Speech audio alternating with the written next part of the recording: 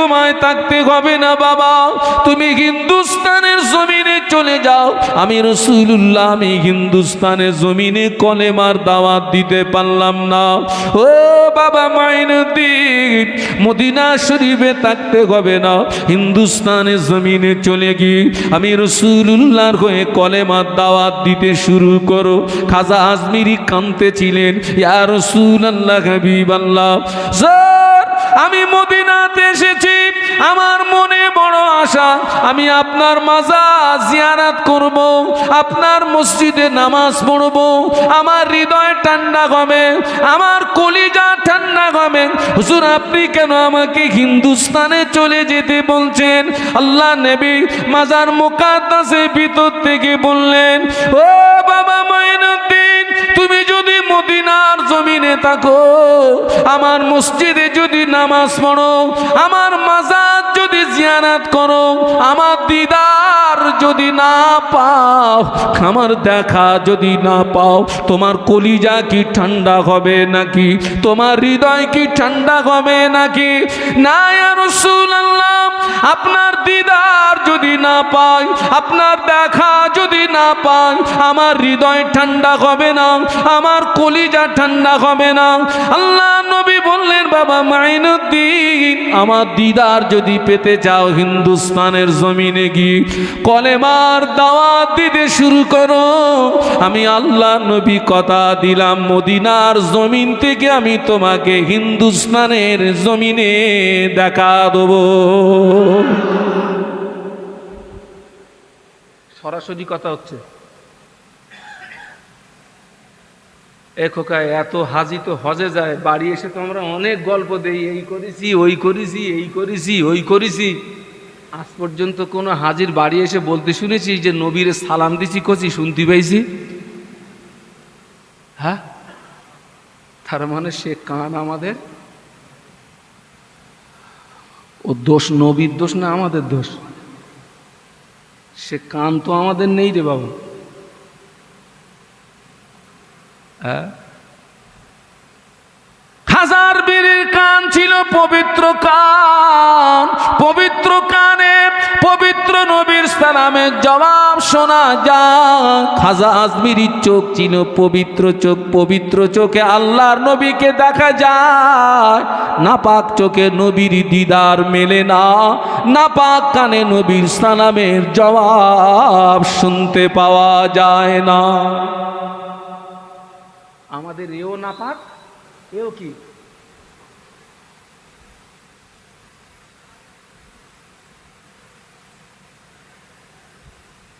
দরুদ শরীফ আল্লাহুম্মা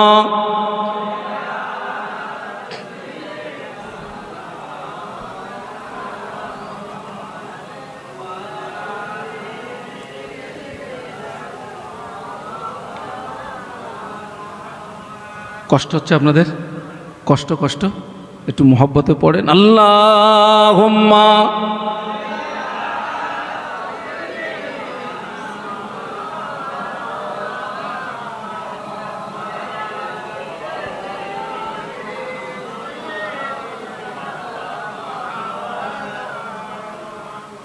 मुझे नाज है अपनी खुशकिस्मती पर,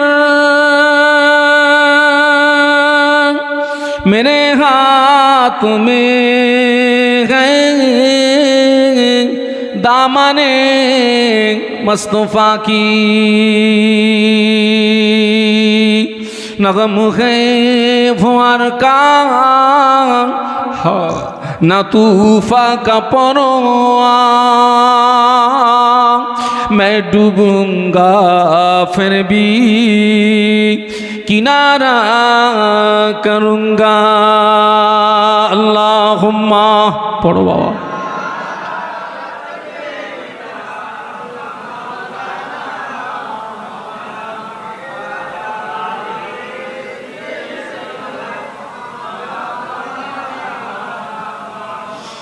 गुलामे मोहम्मद हूँ मैं, क्या डर है मुझको, गुलामे में उनकी गुजारा करूँगा। अजल से पड़ा हूँ मैं कदमों में उनकी, जुदाई न हरगिज़ गवारा करूँगा। अल्लाहुम्मा पढ़ो बाबा।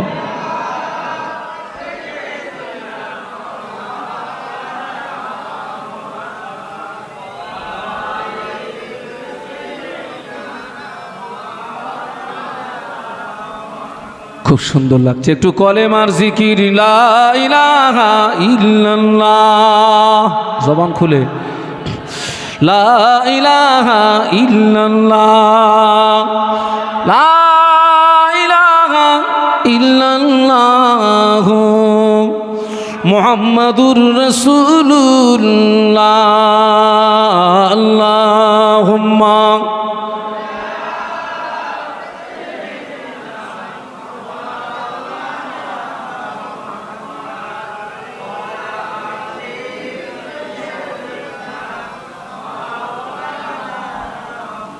বলুন আল্লাহু আকবার। একটু জবান খুলে বলুন, আর একটু জবান খুলে বলুন। আল্লাহু আকবার বাংলা মানে কি?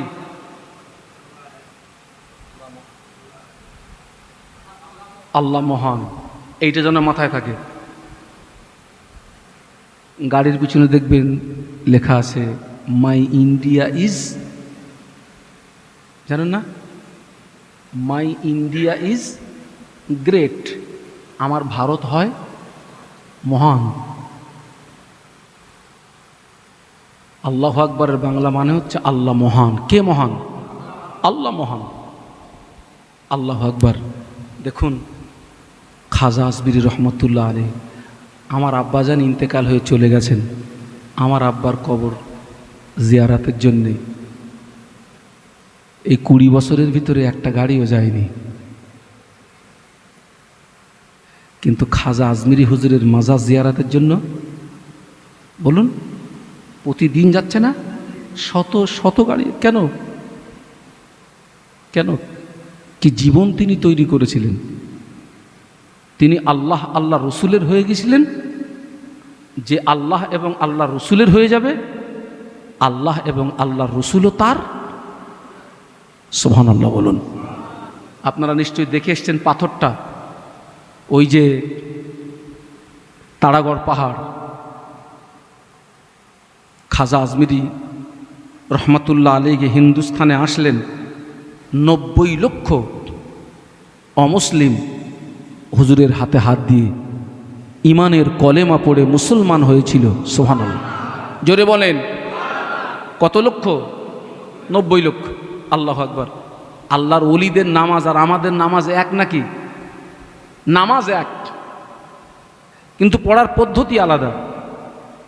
আমরা তো ফুরন টান টানি। আমরা কি টান টানি? ফুরন টান। সপ্তাহে একদিন মসজিদে আসি, ওদিনে ফুরনে করাকাত পড়ি, করাকাত 2 রাকাত, ফুরন টান টেনে মার হাবা। শুধু সালাম ফিরুতি পারলি হয়। ও টার্গেট নিয়ে আসে একেবারে প্রথমেই ও যাবে। খাজা, আমার দিকে তাকান, খাজা আজমিরি রহমতুল্লাহ আলাইহি পাহাড়ের নিচে আল্লাহ পাকের ইবাদতে মশগুল হয়ে গেছেন। একটু জোরে বলুন। পাহাড়ের নিচে মশগুল হয়ে গেছে। আল্লাহ পাক আমাকে এবারে, কথায় কথা বেড়ে যায়, আল্লাহ আমাকে এবারে তায়েফ সফর করালেন। কোথায় বলেছি? তায়েফ। তায়েফের ইতিহাস জানেন? আল্লাহ রসুল মক্কা থেকে বিতাড়িত হয়ে কাফেরদের অত্যাচারে রসুল চলে গেলেন তায়েফে।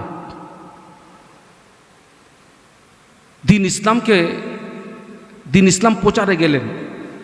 তারা তো মানলই না, বরং তারা কি করলো? সমাজের নেতৃস্থানের মানুষ নওজওয়ানদেরকে লেলিয়ে দিল। তারা কি করলো? পাথর ছুড়ল। আল্লাহ রসুলের সবচেয়ে গায়ের রক্ত ঝরেছিল তায়েফে। আমি এবারে বললাম আমাকে একটু আগে নিয়ে চলো ওই জায়গায়। যেখানে আমার রসুলের শরীরে সবচেয়ে বেশি রক্ত ঝরেছিল, আমাকে একটু ওই জায়গায় আগে নিয়ে চলো। আল্লাহু আকবার, আল্লাহ সেখানে নিয়ে গেলেন। ওখান থেকে একটুখানি আগে আব্বাস রাদিয়াল্লাহু আনহুর মাজার, বিশাল মসজিদ, আব্বাস রাদিয়াল্লাহু আনহুর নামে মসজিদে আব্বাস, পাশেই হুজুরের মাজার।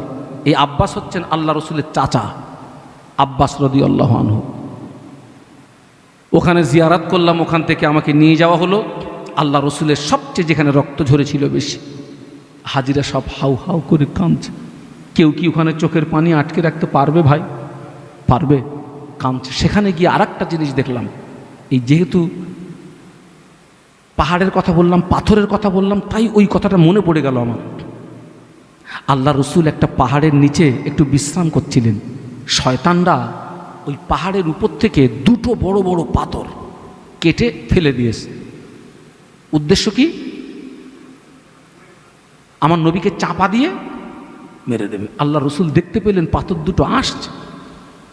আল্লাহ নবী পাথরের দিকে চেয়ে বলেছিলেন, আয় পাথর, তুই যদি আমার আল্লাহর হুকুমে এসে থাকিস, তুই আমার পর্যন্ত আয়। তুই যদি আমার দুশমনদের পক্ষ থেকে এসে থাকিস, ওখানে দাঁড়িয়ে যা।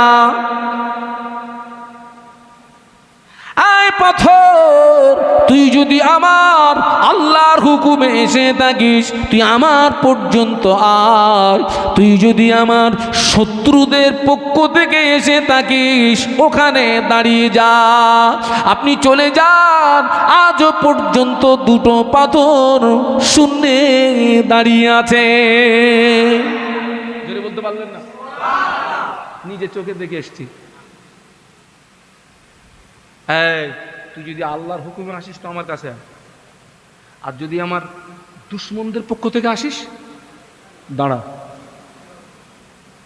দাঁড়া। এ খোকা, সেজা পাথর যদি একবার গড়ে এরম আসে, এরম 20-50 জন ডলে দেবে বেরিয়ে।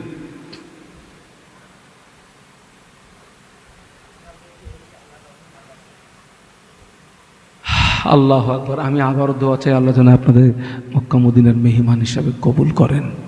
বলুন না আমিন, বলুন না আমিন, বলুন না আমিন।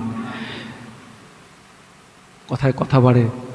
এবার আমি বদর সফর করলাম। বদর, ইসলামের সর্বপ্রথম যুদ্ধ হয়েছিল কোথায়?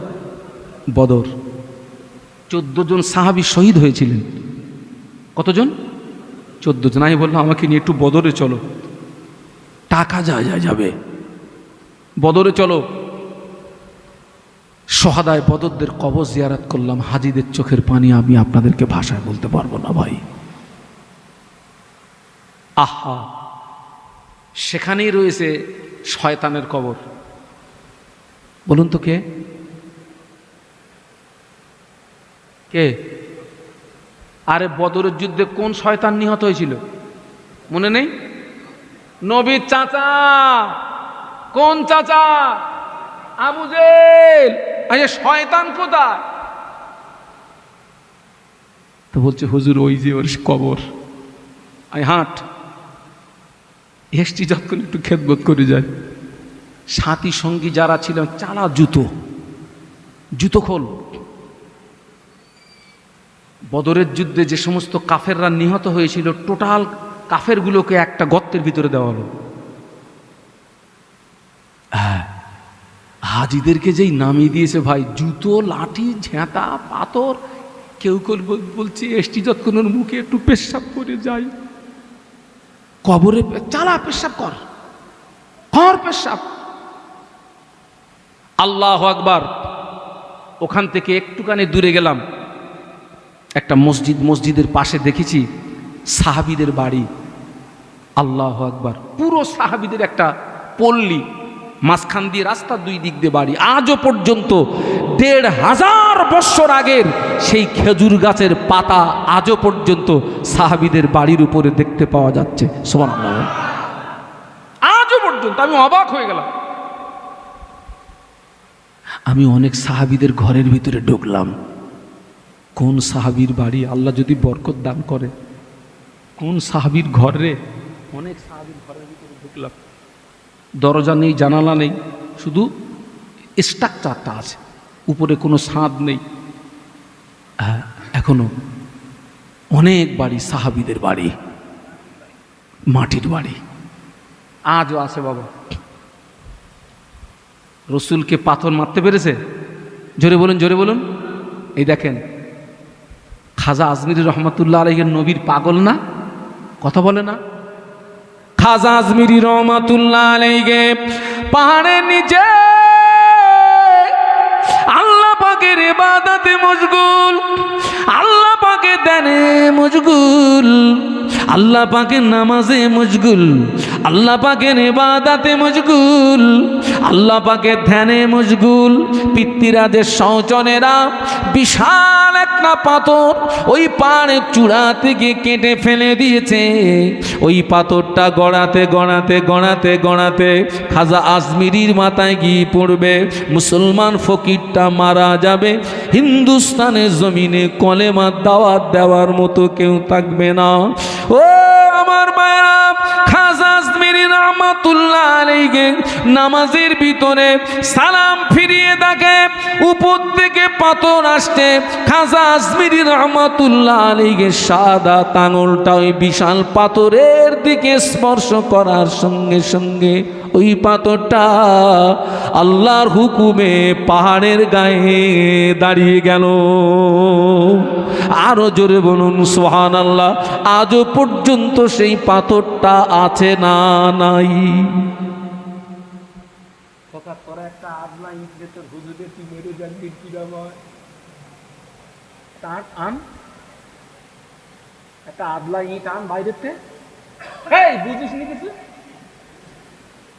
একটা আদলা ইট বাইরের থেকে এনে আমার মাপ দিন, দেখ দিন তোর হুজুর এখানে থাকে কি।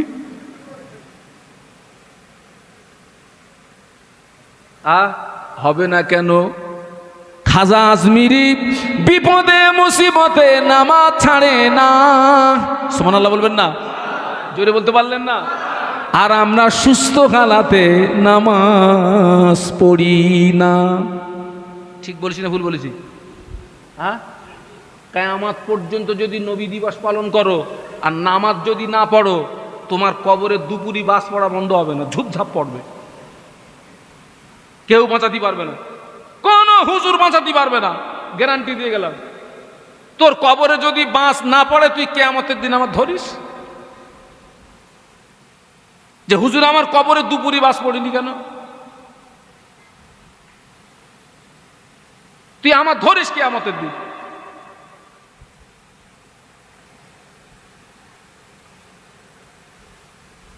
আজকে নবী দিবস উদযাপিত করছি বাবু, আপনাদের কাছে আমি ওয়াজ করছি, কিন্তু আমার মন, আমার আমার আমার বডি এখানে। এই যে আমি আপনার বদরের কথা বলছি, আমার কিন্তু মন কিন্তু সে বদরে চলে গেছে। আমি এখানে ওয়াজ করছি আল্লাহ রসুলের ওয়াজ, আমার মন কিন্তু রসুলের মাজার মুকাদ্দাসের ওখানে চলে গেছে, সব দেখতে পাচ্ছি। আল্লাহু আকবার। ও আমার ভাইরা, খাজা আজমিরি পীর উসমান হারুনির সঙ্গে আল্লাহ নবীর মিল দেখুন, আল্লাহ নবীর ভালোবাসা দেখুন। বাবাজি, আল্লাহ নবী বড় দুর্বল, আল্লাহ নবী বড় অসুস্থ, আল্লাহ নবী বড় কমজোর। মদিনার মসজিদে নববী শরীফে আজান হয়ে গিয়েছে। মদিনার মসজিদে নববীর মুয়াজ্জিন হাফসি বেলাল মদিনার মসজিদে নববীতে যখন আজান দিতেন, হাফসি বেলালের আজানের আওয়াজ আল্লাহ পাকের আরশ মুআল্লাতে পৌঁছে যেত। জোরে বলতে পারলেন না? ছেলেরা জোরে বলতে পারলি না? আজও মসজিদের ইমামরা যেখানে দাঁড়িয়ে আজান দেয়, বেলাল হুজুর যেখানে দাঁড়িয়ে আজান দিতেন সেখানে। এখান থেকে 2014 সাল মানে কত বছর?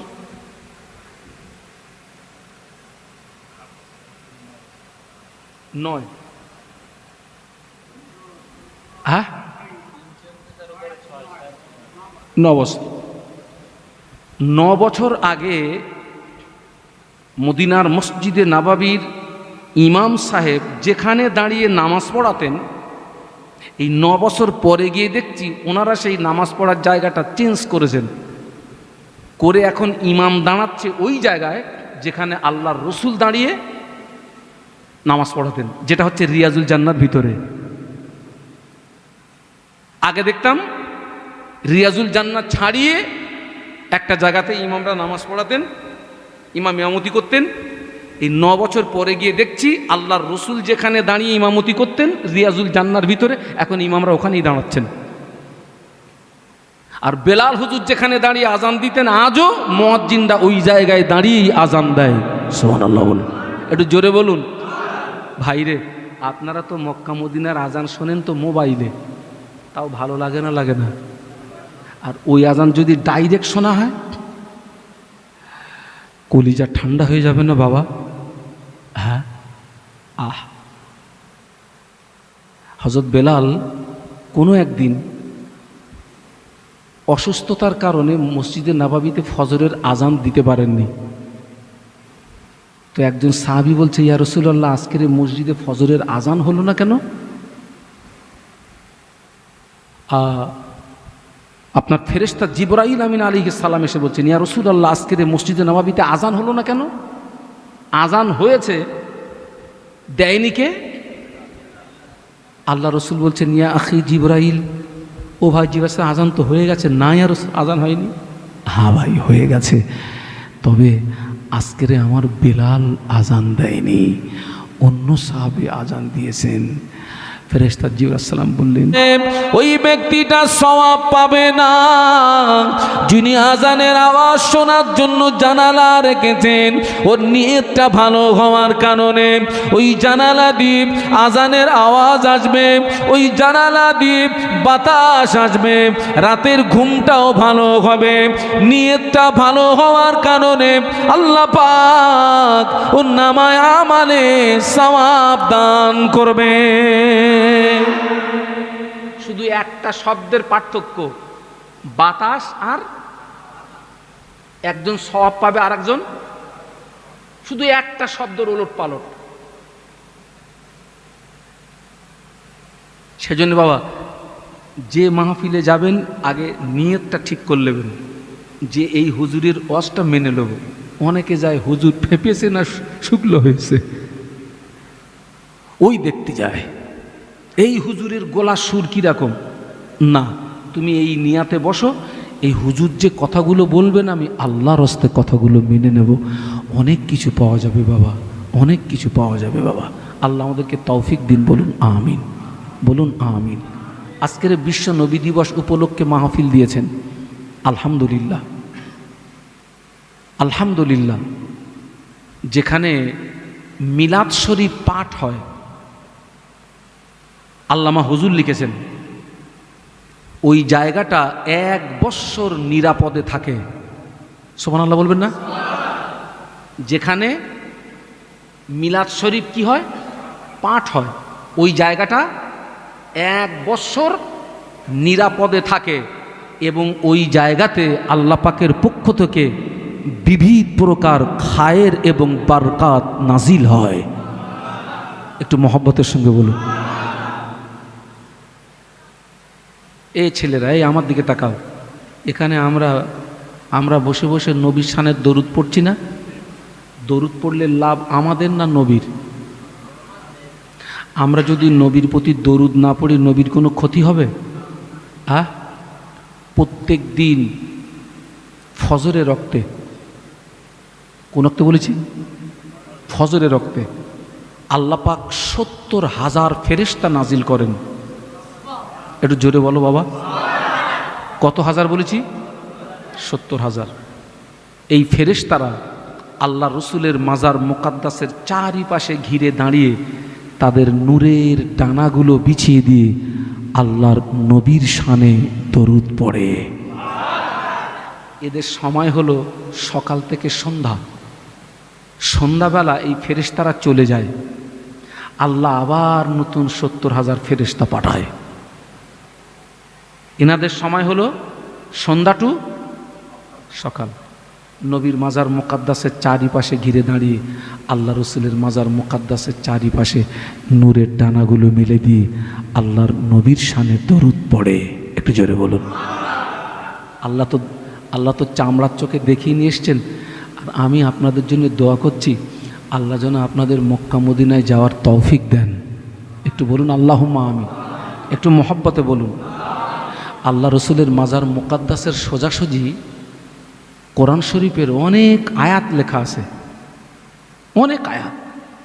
তো খোকা, সে আয়াত কিন্তু সাধারণ মৌলী সাহেব পড়তে পারবে না। ও আয়াত পড়তে গেলে তার ভিতরে কিছু থাকা চাই।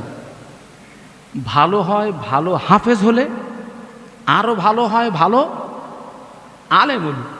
মানে সেই আপনার লেখাগুলো এতটা পেঁচালো, মানে তারে মোটে কি লেখা আছে। আহা, আল্লাহ নবীর মাজার মুকাদ্দাসের সোজাসুজি কোরআন শরীফের এই আয়াতে শরীফাটা লেখা আছে, ইন্নাল্লাহা ওয়া মালাইকাতাহু ইউসাল্লুনা আলান নবী ইয়া আইয়ুহাল্লাযীনা আমানু সাল্লু আলাইহি ওয়া সাল্লিমু তাসলিমা। একটু বলুন না সুবহানাল্লাহ, একটু জোরে বলুন। বাংলা মানে কি? ইন্নাল্লাহা ওয়া মালাইকাতাহু ইউসাল্লুনা আলান নবী, নিশ্চয় আল্লাহ পাক স্বয়ং বিশ্ব নবীর উপরে দরুদের নজরানা প্রেরণ করে। স্বয়ংকে, জোরে বলুন স্বয়ংকে। তা আমার মতন শৈলদ্দি যদি নবীর প্রতি দরুদ না পড়ে নবীর কোনো যায় আসে? তোমরা কি মনে করছো নবী দিবস দিচ্ছ, আমরা নবীর প্রতি দরুদ পড়বো, নবীর লাভ হবে? লাভ কাদের? টর্চ যদি আয়নায় মারা হয় অবস্থা কি হবে? ফোকাস কার দিকে আসে? যে মারে তার দিকেই আসে। শুধু তাই নয়, ওয়া মালাইকাতাহু ইউসাল্লুনা আলান নবী, শুধু তাই নয়, আল্লাহ পাক নবীর প্রতি দরুদের নজরানা প্রেরণ করে না, আল্লাহ পাক সমস্ত ফেরেশতা মণ্ডলী আমাদের নবীর উপরে দরুদ পড়ে।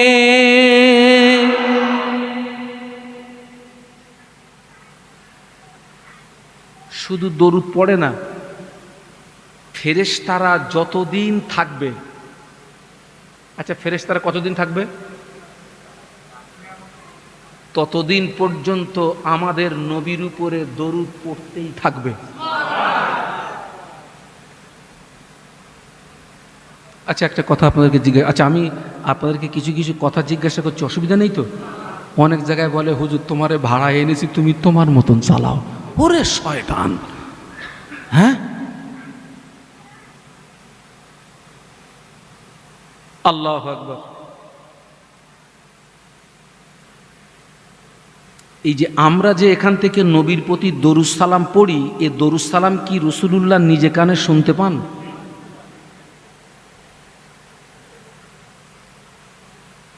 আপনারা কি বলছেন? তাহলে সবাই একমত? ধারণাটা ভুল।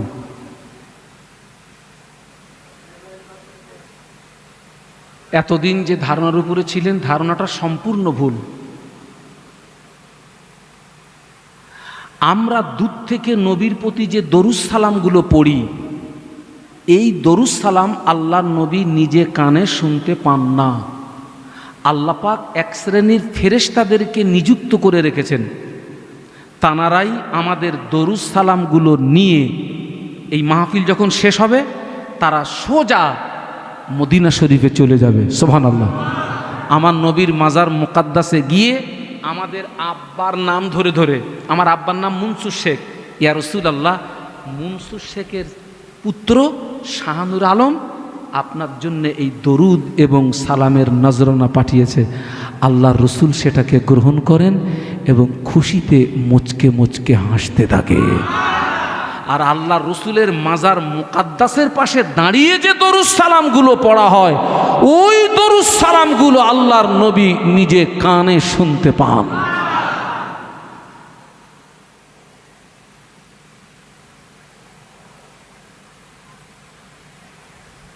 আল্লাহু আকবার। আচ্ছা, আমাদের নবী জিন্দা না মুর্দা? এখনো এখনো একটুখানি ধাড়া মারলি বন্ধ হইত। হ্যাঁ,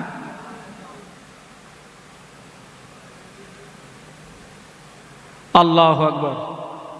আল্লাহ নবী একদিন সাহাবীদের নিয়ে বসেছিলেন। আল্লাহ নবী সাহাবীদের সঙ্গে কথোপকথন করছিলেন। হঠাৎ একজন সাহাবীর কথার আওয়াজ আল্লাহ নবীর আওয়াজের উপরে বুলন্দ হয়ে গেল। একজন সাহাবীর কথার আওয়াজ আল্লাহ নবীর আওয়াজের উপরে উঁচু হয়ে গেল। তার মানে দৃষ্টান্ত স্বরূপ বলছি, মনে করুন আমরা এখানে কথা বলছি, আপনারা আমার সঙ্গে কথা বলছেন। এখন এই কথা বলতে বলতে আপনাদের ভিতর থেকে একজন ব্যক্তির কথার আওয়াজটা আমার কথার আওয়াজের চেয়ে উঁচু হয়ে গেছে। তো আল্লাহর রসুল সাহাবীদের সঙ্গে কথা বলছিলেন, তো একজন সাহাবীর কথার আওয়াজটা নবীর কথার আওয়াজের চেয়ে আল্লাহ সহ্য করেননি। আল্লাহ সঙ্গে সঙ্গে কোরআন নাজিল করলেন, ইয়া আইয়ুহাল্লাযীনা আমানু লা তারফাউ আসওয়াতাকুম ফাওকা সাউতিন নবী। একটু বলুন আল্লাহু আকবার, একটু জবান খুলে বলুন না। আল্লাহ বললেন, হে বিশ্বের ইমানদার সম্প্রদায়, খবরদার তোদের কথার আওয়াজ যেন আমার নবীর আওয়াজের উপরে উঁচু না হয়। তোদের কথার আওয়াজ যেন আমার হাবিবের আওয়াজের উপরে বুলন্দ না হয়। ও আমার নবীর উম্মাতিরা, ও আমার বান্দা বান্দিরা, তোদের কথার আওয়াজ যদি আমার হাবিবের আওয়াজের উপরে উঁচু হয়ে যায়, আনতাহবাতা আমালুকুম, আমি আল্লাহ পাক তোদের জীবনের সমূহ আমল বরবাদ করে দেব। ওয়া আনতুম লা তাশউরুন, আমি আল্লাহ পাক তোদের জীবনের আমল কি করে বরবাদ করব কিছুই বুঝতে পারবি না। এই আয়াতটা ১৫০০ বছর আগে নাজিল হয়েছিল। আল্লাহ আমাকে নিয়ে গেলেন মদিনা শরীফে, গিয়ে দেখতে পেলাম আল্লাহ নবীর মাজার মুকাদ্দাসের সোজাসুজি কোরআনের এই আয়াতটা লেখা আছে। আমি চিন্তায় পড়ে গেলাম, এই আয়াত তো নাজিল হয়েছিল ১৫০০ বছর আগে, ও আয়াতটা এখানে লেখা কেন? কারণ কি? পরে আমি কারণটা বুঝতে পারলাম।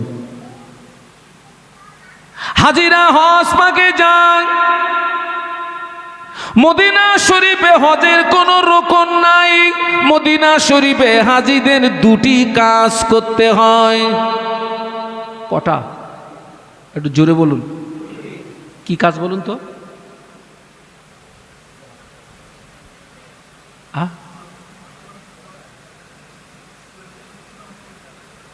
40 ওয়াক্ত। আচ্ছা হলো, আলহামদুলিল্লাহ। আর একটা হয়েছে, বলো। হবে না? কারণ হবে না? এক নাম্বার কাজ হলো প্রতিদিন আল্লাহর নবীকে সালাম দিতে হয়। দ্বিতীয় নাম্বার কাজ হলো মদিনার মসজিদে নববী শরীফে 40 ওয়াক্ত নামাজ তাকবীর উলার সঙ্গে আদায় করতে হয়। আল্লাহর নবীর বাণী, আল্লাহ নবী বললেন, যে ব্যক্তি আমার মসজিদে নববী শরীফে 40 ওয়াক্ত নামাজ তাকবীর উলার সঙ্গে আদায় করবে, কিয়ামতের ময়দানে ওই ব্যক্তিটা আমার প্রতিবেশী হয়ে উঠবে। আর একটু জোরে বলুন। এক নাম্বার কাজ কি বলেছি? নবীকে।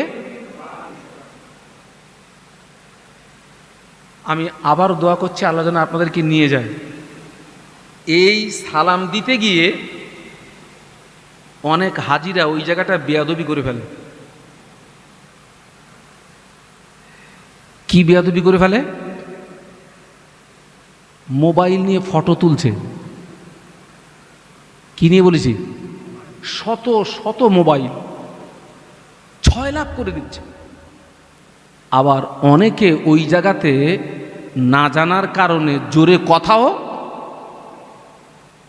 ওই আয়াতে শরীফার দ্বারায় আল্লাহ পাক তার হাজি বান্দা বান্দি, আল্লাহ পাক তার হাজি বান্দাদেরকে সম্বোধন করে বলছেন, ও আমার হাজি বান্দারা, আমার নবীর মাজারের পাশে দাঁড়িয়ে দাঁড়িয়ে দাঁড়িয়ে দাঁড়িয়ে তোরা যেন উঁচু আওয়াজে কথা বলবি না, তোরা যেন জোরে জোরে কথা বলবি না, কেননা আমার হাবিব কবরের ভিতরে জিন্দা। জোরে বলতে পারলেন না? আরো জোরে বলুন। ও আমার বান্দা বান্দিরা, আমার হাবিবের মাজারের পাশে দাঁড়িয়ে তোরা যেন উঁচু আওয়াজে কথা বলবি না, তোরা যেন জোরে কথা বলবি না, কেননা আমার হাবিব কবরের ভিতরে জিন্দা।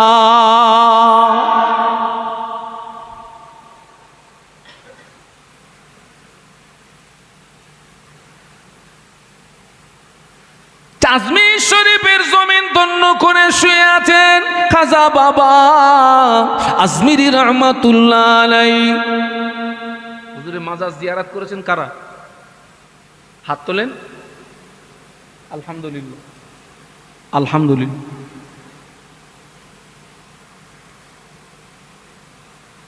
খাজা আজমিরি হুজুরের পীরের নাম হলো হযরত উসমান হারুনি রহমাতুল্লাহ আলাইহি।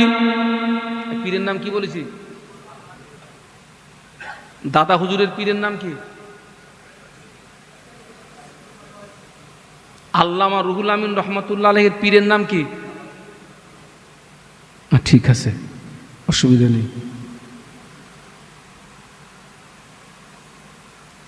খাজা আজমিরি হুজুর তার খলিফাকে নিয়ে যাচ্ছে, তার পীরকে নিয়ে যাচ্ছেন হজ পাকে। ওরে ছেলেরা, এখনকার আর হজ আর তখনকার হজ এক নাকি? হ্যাঁ, কথা বলে না তো, বুঝি কি? জলজাহাজে যারা হজ করেছে, জলজাহাজে, সেখান থেকে কত বছর আগে, তখন মনে হয় আমি কি জন্মেছি বলে মনে হয় নাকি? জলজাহাজে যারা হজ করেছে বাবা, সেই ছিল হজ। ওই যে দাদুরে তুলে দিলে কি বাপরে তুলে দিলে, ও দাদু বেঁচে আছে না মরে গেছে এ সংবাদ পাওয়া যেত না, যেত না। আর দরিয়ার একটা একটা ঢেউ মারবে উতি হজ, কলিজার পানি শুকলো হয়ে যাবে বেটা দরিয়ার। আর এখন কি হচ্ছে?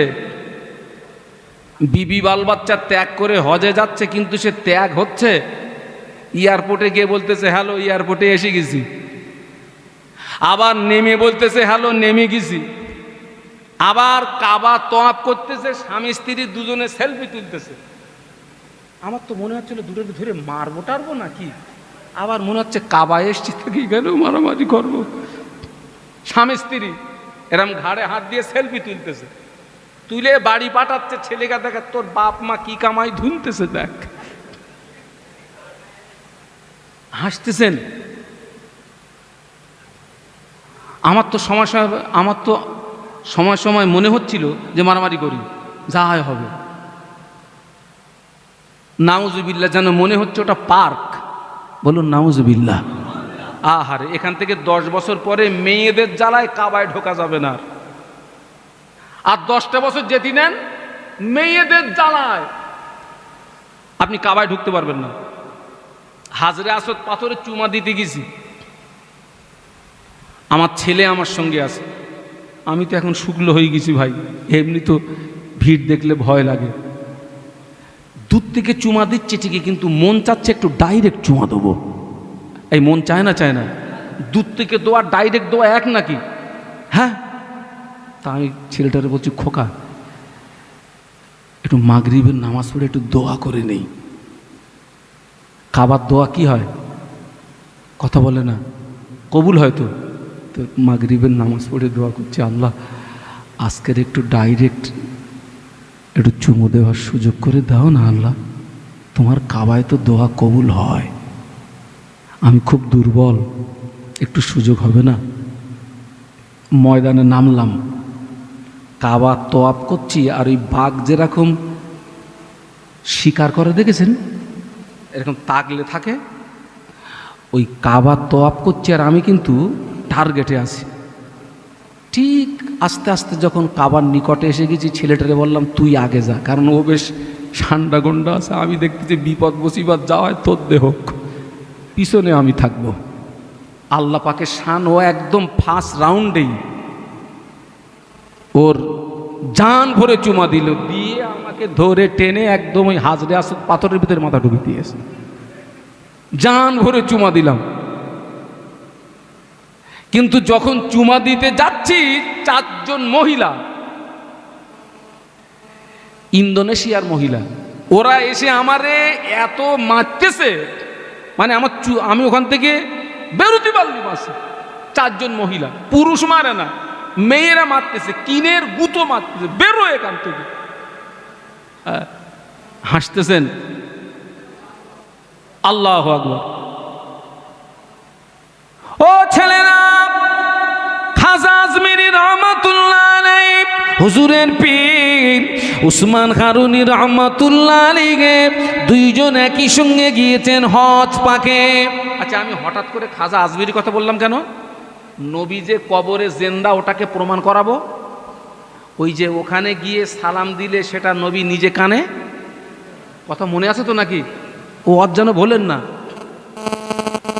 খাজা আজমিরি রহমাতুল্লাহ আলাইহি, পীর উসমান হারুনি রহমাতুল্লাহ আলাইহি কাবা শরীফে গেলেন, আল্লাহর খানায় কাবা তোয়াব করলেন, মাকামে ইব্রাহিমে নামাজ পড়লেন, জমজমের পানি পান করলেন, সাফা মারওয়া সাই করলেন, মিনা মুজদালিফা আরাফাত অবস্থান করলেন, মক্কা থেকে হজের কাজ সমাধা করে মদিনা শরীফে গিয়েছেন, আল্লাহ নবীর মাজার জিয়ারত করবেন। মদিনার মসজিদে নববী শরীফের সংলগ্ন আল্লাহর নবী যেখানে শুয়ে আছেন, ওই জায়গায় দাঁড়িয়ে খাজা আজমিরি রহমাতুল্লাহ আলাইহি, পীর উসমান হারুনি রহমাতুল্লাহ আলাইহি একই সঙ্গে বিনয়ের সঙ্গে, ভদ্রতা নম্রতার সঙ্গে, আদবের সঙ্গে চোখ দুটো বন্ধ করে আল্লাহ নবীকে সালাম দিচ্ছেন। আসসালামু আলাইকা আইয়ুহান নবী ওয়া রাহমাতুল্লাহি ওয়া বারাকাতুহু।